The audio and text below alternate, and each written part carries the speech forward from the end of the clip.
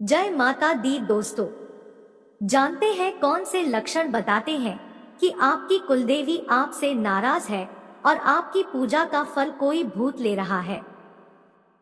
दोस्तों, क्या आपके साथ ऐसा होता है कि आपने खूब सारी पूजा पाठ कर ली फिर भी ईश्वर सुन नहीं रहा और सब कुछ अच्छा होने की जगह बिगड़ता चला गया। सारी पूजा पाठ कर ली और करते रहते हैं और आपकी परेशानी सही नहीं हो रहा है। तो जानते हैं ऐसा क्यों होता है और ये कैसे सही होगा कि ईश्वर हमारी प्रार्थना स्वीकार कर ले और सब कुछ अच्छा हो जाए। जानते हैं दोस्तों, उसके पहले चैनल पर आप नए हैं तो चैनल को सब्सक्राइब कर बेल आइकन प्रेस कर लीजिए, जिससे आपको ज्ञानवर्धक जानकारी यहाँ मिलती रहे। दोस्तों, कुलदेवी या कुलदेवता होते कौन है? क्योंकि जब तक आपको कुलदेवी कौन होती है ये नहीं पता, तब तक आगे इस विषय में वार्तालाप करना निरर्थक है। दोस्तों, वीडियो पूरा देखें क्योंकि ये महत्वपूर्ण वीडियो आपके लिए है, जिससे आपको संपूर्ण जानकारी मिल सके। कुलदेवी और कुलदेवता वो देवता होते हैं जिन्हें हमारे पूर्वज यानी दादा दादी नाना नानी पिता माता पूजते आ रहे हो। याद रहे, यहाँ पर इष्ट देव में अंतर होगा, क्योंकि इष्ट देव वो होते हैं जिन्हें हम पूजते हैं और कुलदेवी जिसे हमारे बड़े बूढ़े। आजकल लोग गांवों से निकलकर शहर आ गए हैं और वहां पे जॉब और व्यापार के कारण अपने आप को ही खो चुके हैं। ऐसा नहीं है कि वो लोग भगवान का ध्यान नहीं करते। अब कुलदेवी की साधना पूजा में बदल गई है, जो कि दैनिक दिनचर्या की तरह निभाई जाती है, लेकिन वही गांवों में अभी भी इसका पूर्व तरीके से पालन होता है। जिसको भी अपनी कुलदेवी के बारे में पता करना है तो उसे अपने बड़े बूढ़ों से इसके बारे में पूछना होगा। अब ये कुलदेवी वो होती है जो आपके इष्ट से आपको मिलवाती है। अगर ये नाराज तो आपकी आवाज कभी आपके इष्ट तक नहीं जाएगी।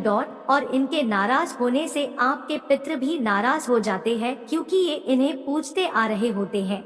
ये एक कड़ी है जो आपके इष्ट से आपको जोड़ती है, इसलिए इन्हें मनाना बहुत जरूरी है। और ये आपके पूजा का ना ही फल लेने देती, ना ही ईश्वर को आपका भोग ग्रहण करने देती। जैसे खूब सारी पूजा पाठ कर ली फिर भी ईश्वर सुन नहीं रहा और सब कुछ अच्छा होने की जगह बिगड़ता चला गया। अब सवाल सबसे बड़ा ये आता है कि जब ईश्वर आपका प्रसाद नहीं ले रहे हैं तो आपका प्रसाद भोग ले कौन रहा है? जब आपसे आपका देवता ही नाराज है, जो आपके पूजा पाठ का आधार स्तंभ है, तो वो भला आपकी बात आपके इष्ट देवता तक कैसे पहुंचने देगा? नतीजा, आपकी पूजा पाठ वो फल नहीं देती जो देना चाहिए। जानते हैं आखिरकार कौन ले रहा है आपकी पूजा का फल और भोग?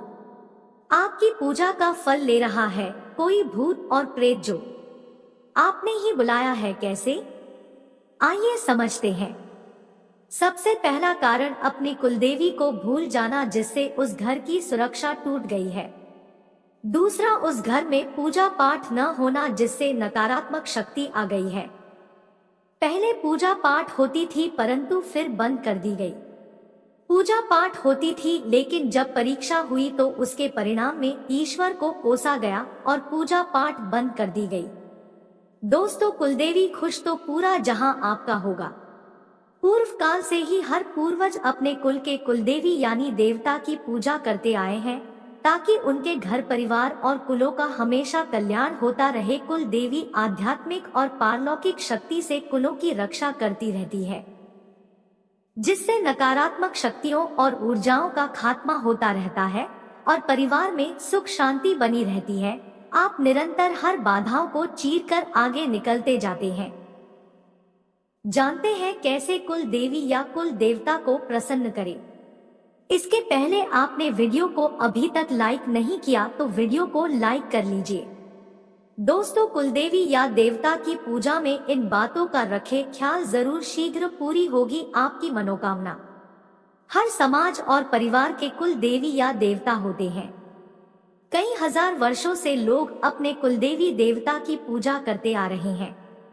आपने देखा ही होगा कि घर में विवाह होने के बाद जब दुल्हन नए घर आती है तो उस वक्त कुलदेवता के दर्शन करवाए जाते हैं। कई लोग तो रोजाना भी कुलदेवता की पूजा करते हैं, लेकिन अगर आप भी रोजाना कुलदेवता की पूजा करते हैं तो आपको कुछ बातों का खास ध्यान रखना चाहिए। तो आइए जानते हैं आपको क्या करना चाहिए और क्या नहीं।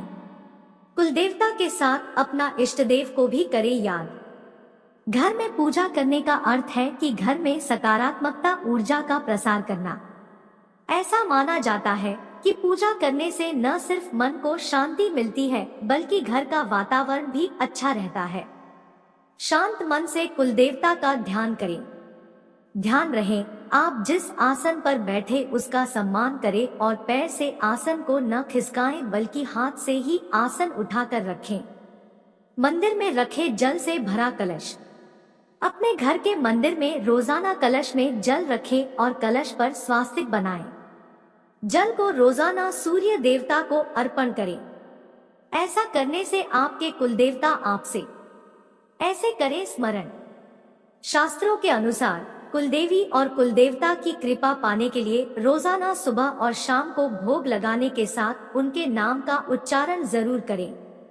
अगर उनका नाम नहीं याद है तो जहां पर आपकी कुलदेवी या कुलदेवता स्थित हो वहां का आप नाम ले सकते हैं।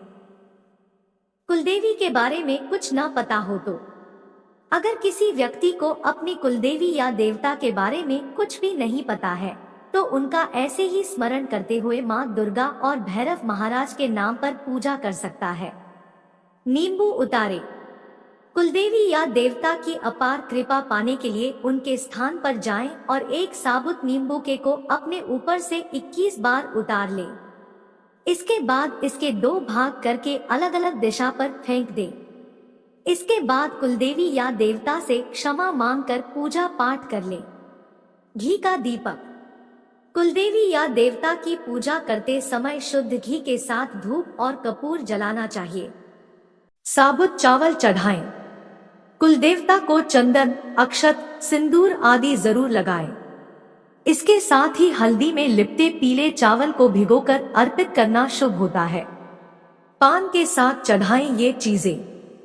पूजा के समय कुलदेवी या देवता को पान में सुपारी, लौंग, इलायची, दक्षिणा, गुलकंद आदि जरूर चढ़ाएं। तस्वीर नहीं है तो करें ये काम। अगर आपके घर में कुलदेवी या देवता की तस्वीर या मूर्ति नहीं है तो एक सुपारी में अच्छी तरह कलावा लपेट दें। इसे प्रतीकात्मक रूप बांधकर पूजा करें। इससे लाभ मिलेगा। दोस्तों, ऐसी ही जानकारी पाने के लिए चैनल को सब्सक्राइब कर बेल आइकन प्रेस कर लीजिए जिससे आपको ज्ञानवर्धक जानकारी यहां मिलती रहे।